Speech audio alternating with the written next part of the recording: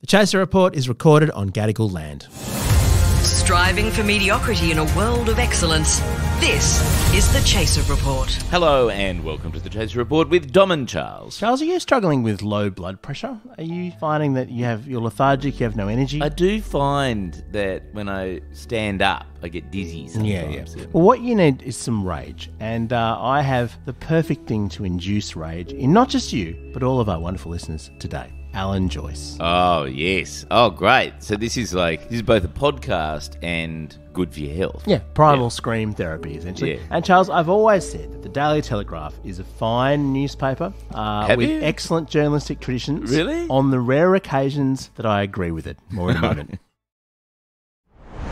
So, under the headline, Departing Qantas boss Alan Joyce's new life revealed, the telly has provided what the nation wants, which is even more reasons to hate Alan Joyce. Where to begin? Not only has he got something like $125 million income since he took over as chief executive in 2008. Oh, my God. $125 million, yeah.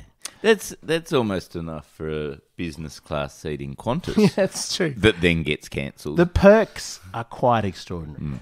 Guess how many years he gets free flights for? Oh, he gets free flights? Guess for how many years? I don't know, 2 years? 20 years. He's going to get 20 years of free flights. And not just a couple. He gets 4 international flights and 12 domestic flights for each year that he's been in the leadership. And it seems like... That sounds like a rule he wrote. Yeah, so I'm sure it was a rule that he wrote. He's also getting a $3.5 million bonus this year for his outstanding performance in completely destroying the company's reputation. The flight attendant has said, well, flight attendants can lose their bonuses if they damage the reputation of Qantas. Should Alan Joyce not perhaps be subject to the same rules? So is this a rule that applies to all Qantas employees? Like, if you work as a pilot or a steward for 20 years, does that mean you also get 4 international free flights a year and for every year of service? I don't know for sure, but it seems unlikely that the rules are the same. Well, maybe that's why they got rid of all the baggage handlers, because occasionally baggage will get lost, thus hurting Qantas' reputation. So they sacked them all and replaced them with cheap contract labour. Yes. Admittedly, that massively made the problem worse, but they weren't Qantas employees. And so therefore they didn't have to give any of the perks. That's right, and they weren't hurting Qantas' reputation. No. Technically speaking, they were hurting the reputation of the third-party baggage handling company. Yeah. So there you go. He's been planning a trip to Antarctica. He's going to go to Dublin. He's also doubling the size of his apartment in the Rocks. Well, you need that. Because he's going to be there more. That's right. He'll be there more, except when he's flying. Because he's not leaving Australia. Australia's been very kind to Alan Joyce. He bought his neighbour's apartment in the Cove Apartments, the fancy Harry Seidler apartments in the Rocks. Yes. So he's knocking down the wall and making it a 6-bedroom, 6-bathroom apartment. See, this is the thing, Dom. Like, you say, oh, we should be angry about this. But actually, frankly, I think that good on him. Good on he's pulled himself up by his bootstraps. And what we should be doing as fellow workers in solidarity with Alan Joyce is demanding the same treatment for everyone else. Like, from our bosses. Instead of pulling down a tall poppy. Oh, I see. What we should be doing is we should be lifting everyone up. Are you a lifter or are you a... Lifting everyone up to the same $3.5 million bonus a year? That's a great idea. You know what I mean? Like, we shouldn't criticise that. That's good. That means that Qantas has good employment conditions for its workers. For one of its workers. One of its workers. But also, Charles, think of the migrant success story. Yes, exactly. This is he should be on posters. You can come to this country as a white man and succeed. Yes. Extraordinary. Which no one ever thought. No. Yeah, it's not part of our national identity, is it? Completely shattering all of our misconceptions, absolutely. Yeah. And, look at him now. He's the chair of the Sydney Theatre Company. Until they presumably dump him shortly. Presumably, like, the one thing the Sydney Theatre Company has to do is sell seats. Oh, yeah. Will they suddenly become unavailable? I was wondering why their plays have been running so late. Yes, right. Been cancelled and out of timetable order. Yeah. So, look, Alan Joyce will continue to be a thorn in the side. And thank you to the telly for really annoying us all about the extra perks that this undeserving rich man gets. What? And in the hope that we don't ask the same questions of Rupert Murdoch. What would you spend $125 million on? Like, what does anyone need? You'd be buying unnecessary apartments with harbour views. I mean, from what I understand, I don't want to pry, but I think it's just him and his husband. I don't know at what point you go, well, we've got 3 bedrooms, we probably need an extra 3. Knock down the wall, buy next door. I mean, don't rich people... I don't imagine they'd have many friends, though. Like, it's not like they're going to... Like, who would... I suppose people who are grateful or who are wanting to get a chairman's lounge. Yes, and, well, it's going to be like a little chairman's lounge in the sky, isn't it? This house. I guess also the after party at STC... Yes. None of the actors will be seen dead going up there, but the rich people might. Presumably, it's not so much being friends with Alan Joyce, it's more getting access to... Well, to the flight. He could give you his free flight. So it's the only way you can actually get it. See, this is the clever thing Alan Joyce has done in negotiations. And probably $125 million is enough to actually buy friends, isn't it? This is the genius of his deal, right? Is he didn't ask for flights to the value of X dollars. No. It was an international flight. So they could charge $100 million for that flight and he'd still be entitled to it. Yes. That is good negotiating, Charles. That's very good negotiating. Yes, well, that's why he was paid the big bucks. So in a moment, let's look at the whole Qatar Airways thing because if there's one thing Alan Joyce has delivered, it is shareholder profits, right? He's managed to make Qantas deeply uncompetitive. See, you say what he's delivered is Qantas profits. It's a very strange definition of the word profits because, as I understand it, they've made, I don't know, $2.4 billion. $2.4 billion profit, Yep. of which... $2 billion comes direct from taxpayers in the form of subsidies that were made during COVID. But Charles, this is the genius of what he's done. And look, the thing that I'm increasingly seeing, right, and there was a great article about it I read just yesterday, is that Australia is actually becoming, and this is where the right and the left are increasingly agreeing. It's a crony capitalist society. We're not a neoliberal society. Oh no, good no. It's all about how well you can lobby the government. There's no other game in town. The only way to make these massive super profits is to cozy up to the government, and that's where Alan Joyce has done so well. And to me, well, some might say it's uncompetitive. Some might say that the consumers are copying it through Coles and Woolies and Qantas and Virgin and every other, all the telcos, every company that we deal with is basically an oligopoly that buys influence with the government. Yes. So, but I just say, where do we buy influence with the government? Yes, this is the that's thing right. we're missing out on. Well, this is same as, are you a lifter? Like, do you want to just cut down and criticise, or do you just get with the program? It's a system that works. Accept reality. Yes. I mean, at the point where you're knocking down the wall and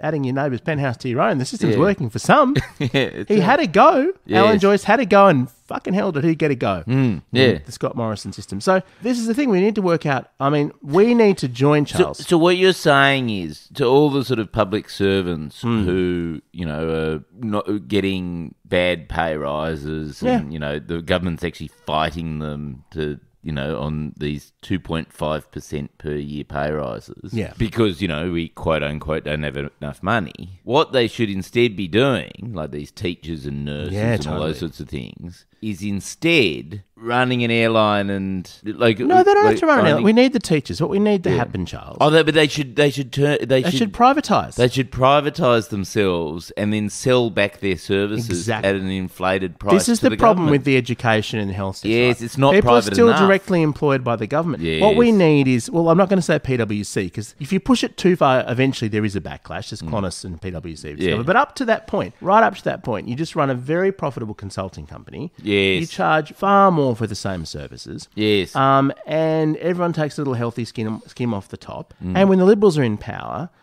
they congratulate themselves because they're boosting up their class allies, and that's just nakedly what they do. When Labor's in power, they do the exact same thing. Yes. But feel a bit guilty about it. They feel a little bit guilty, but then they feel better because they feel that they're moral superior to the alternative. So either way, it works. I just think, why aren't all the teachers in the whole of Australia forming a big corporation? Yes. And having like partners and senior managers, and they could all be called managing director. Yes. So all of your child's teachers, your kindy teacher, my child's kindy teacher would be a managing director. Yes. And she would be on $300,000. Managing director of excellence. Of excellence, yes. And she'd be getting at least $300,000. Yes, and from free, the government, and a free flight, and of course free flights. Are you kidding me? And actually, maybe free flights to school each day. Like it would be a little, but they should build an airport just at the back of the school. And what they need to do per Qantas, they need to do what Qantas does. They need to have have special lounges in every school that the politicians' children can go to. Yes. That have like Xboxes and basically they get better marks, right? Yep. So what you do is you go to the parents and you buy them off. Yes. And that way, if my child was lucky enough to get into the lounge, if I was influential enough, the system would be unable to be changed because I would have been bought off. Yes, that's right. By a teacher corp. I love it. It's a very good model, which means, why aren't we, Charles, and I know this is awkward, why don't we sit down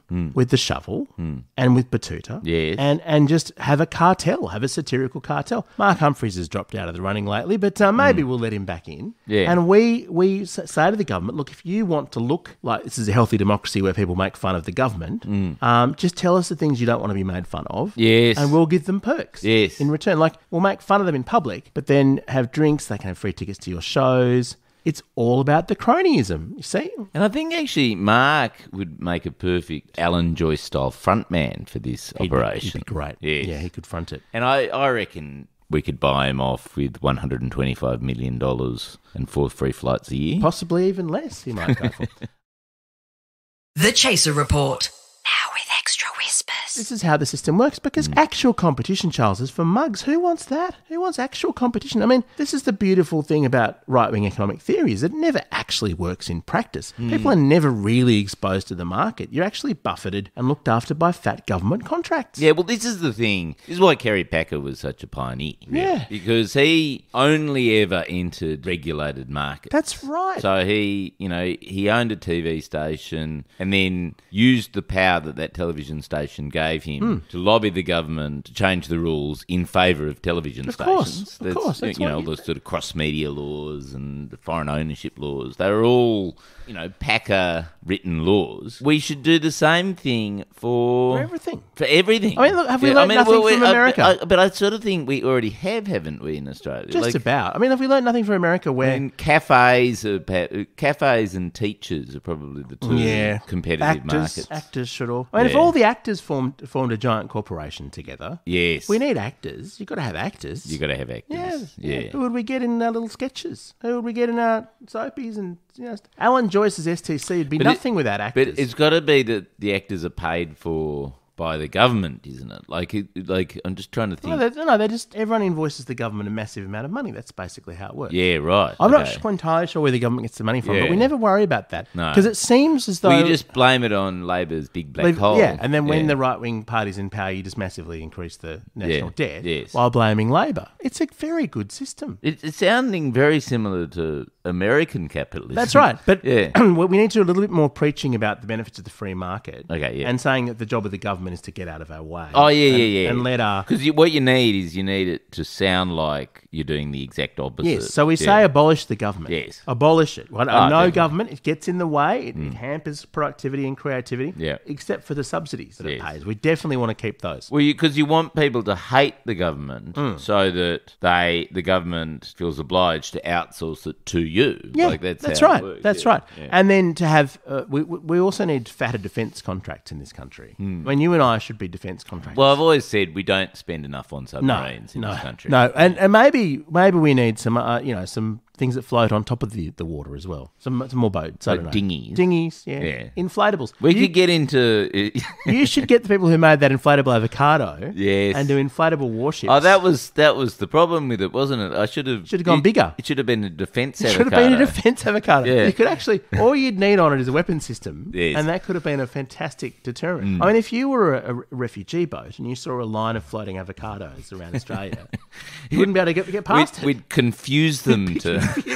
You'd turn around. You think this country is ridiculous. You could have the avocado line, couldn't you? Yes. Yeah, without any space in between them. It's a very good idea. But what if we got smashed in battle? Well, the smashed nothing avocado. wrong with smashed avocados. That's what's keeping our young people Holy poor. guacamole! Oh, God. So the last thing, Charles, is the Qatar Airways. And I'm keen to get your thoughts on this because I'm a little torn. I'm a little torn about Qatar Airways because on the one hand, it's clearly the case that just allowing any airline the ability to set up here when it doesn't matter. Like there's no reciprocity, right? Like Qantas doesn't need to fly through Qatar. Qatar is a blip on the map. We don't need access to their domestic aviation industry. They don't have one. Well, but I mean, they're very good at running slaves, though. I This feel is like the thing that's awkward. we could learn a lot from them. You know, their stadiums cost a lot less to build than our stadiums. Let's put it that way. I mean, it depends whether you're paying compensation to the people who you kill along the way. But if you're not, then yeah that's true. And this is the thing. The best airlines in the world, Charles, I've noticed, tend to be run by authoritarian microstates, right? Yes. So you've got Emirates, you've got Qatar, Etihad's apparently very good. Yes. Singapore Airlines is fabulous, fabulous airline. It tends to be government-owned by an authoritarian government that wants to use it for soft power. Yes, absolutely. Why on earth did we privatise Qantas when we could have used it as basically a slush fund to try and promote Australia around the world? But if Australia owned Qantas still, then We just outsourced the operation. We'd own it, but because the government can't own anything anymore, remember? Yeah, but also there'd be a problem, which is it would make money, but the money that it makes is already from taxpayers, so it wouldn't work from an accounting perspective because you'd be funneling all this money into Qantas, and then you'd just be getting the money back, keeping the profits, and it would be very confusing for the treasury because you'd be going, "Well, hang on, no, I'm trying to get rid of this money." Yeah, I'm making money, but actually, it's all coming back to me. Yeah, no, you're So right. it wouldn't You're right. work. That wouldn't work. No, yeah. So Qatar Airways Stupid basically idea. wants to set up, and have the right to fly from. What they want the right to do primarily is not only more flights, but also the right, whatever that next freedom level is, where they can fly directly from Australia to, say, America, where you'd be able to fly Qatar Airways straight from Sydney to Los Angeles. So what is wrong with it? It's anti-competitive. It hurts our domestic aviation No, it's industry. pro-competitive. No, it's anti-competitive because it means Qantas has competition. Right. That's right. They don't want. Qantas is anti-competition. When I say anti-competitive, I don't mean. What I mean is Qantas is against competition. okay, right, yeah, That's what anti-competitive means in the Australian market. Yeah. It means Qantas doesn't have to have competition. Oh, so the Australia, the ACCC, the Competition Commission, is actually it's all about cracking down on competition. Yes. Oh, Yeah, right. it's a different form of anti-competitive. Yeah. It's easy to get the two terms confused. Right. Okay. Yes. They're actually against competition. That's what they are. Yeah. And that's what Catherine King has done. And look, what a brilliant way to justify it by bringing in the strip searches, which were of course appalling. You would never do that to airline passengers. You'd do that to teenagers at music festivals here in Australia. That's what you do. I do quite like travelling overseas, and the modelling that I saw was that by not allowing Qatar Airlines airline fees for international travel are now $1,000 more than they otherwise would be. Don't you think there's a little No, you're not seeing the big picture, Charles. You're thinking about like your bottom line. Would you like to spend more money on overseas travel? What you're forgetting is that if this system worked properly, you'd be getting paid 5 times as much. You'd be getting free flights, so no one would be paying. I see. Yes, of course. For flights. It would just be any flight. Any flight. So we don't have to worry. Yes. Your job would have, ultimately funded by the government, free flights. Yes. Doesn't matter what they cost. That's for poor people to worry about. You wouldn't be a poor person in this scenario. No, exactly. See? Yes. Nothing. Okay. And this the best thing about being rich, as far as I can tell, is that not only do you have lots of money, but you're never required to spend it. Yes. That's the beauty of the system. You're never required to spend it at all. Yes. Yeah. You'd think with $125 million, maybe Alan Joyce could pay for his own fucking flight. No, not a chance. Yeah. Not a chance. He's never going to pay for a flight for the rest of his life. Yeah. I can't see anyone letting him live for another 20 years. So, Alan Joyce, you know what? You've won. Congratulations. Yeah. In the game of life, you are the winner. And the fact that absolutely everyone in the entire country despises you because they're jealous, Al. I wonder whether he should become Governor General. Now you're thinking. Actually, an Irish Governor General would be quite appropriate. Quite appropriate. Yeah. Our gear is from Road. We are part of the Iconoclast Network. Catch you tomorrow. Or just see you on a business class flight.